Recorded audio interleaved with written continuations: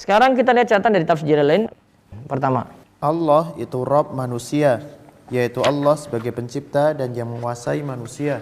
Allah sebagai pencipta dan yang menguasai manusia. Yang kemudian yang kedua, disebut Rabb manusia dalam surat An-Nas ini karena nantinya yang dibicarakan adalah godaan pada hati manusia. Kenapa disebut Rabb manusia? Karena pembahasan selanjutnya adalah membicarakan tentang jin atau setan yang nantinya akan menyerang hati manusia. Jadi konsen yang dijadikan objek di sini adalah manusia. 3. Manusia dikhususkan dalam ayat ini sehingga disebut Rabbin Nas karena manusia itu sangat mulia.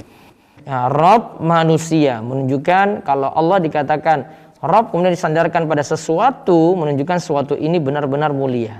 Terus yang keempat, Allah itu Raja manusia. Allah itu Raja manusia. Terus yang kelima, Allah itu sesembahan manusia. Allah sebagai Rabb dan sebagai Malik dari manusia. Itulah yang layak disembah dan diibadahi. Allah itu sembahan manusia, Allah sebagai Rabb dan sebagai Malik dari manusia. Itulah yang layak disembah dan diibadahi. Terus yang keenam, sifat setan itu memberikan was-was atau godaan dan al-khannas, bersembunyi kala seseorang mengingat Allah. Sifat setan itu ada dua dalam surat An-Nas ini. Yang pertama memberikan was-was, kemudian yang kedua al-khannas yaitu bersembunyi. Terus yang ketujuh, setan menggoda manusia ketika ia lalai. ketika kita lalai maka setan masuk. Namun kalau kita terus-menerus mengingat Allah, setan menjauh dari kita. Terus yang kedelapan, ada dua pengertian. 1. Setan yang menggoda ada dari kalangan jin dan manusia.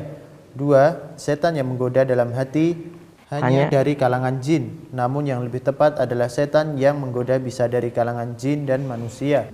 Yang tepat yang menggoda itu adalah dari kalangan jin dan manusia. Terus yang kesembilan, setan bisa menggoda lahiriah, akhirnya masuk ke dalam kalbu atau hati.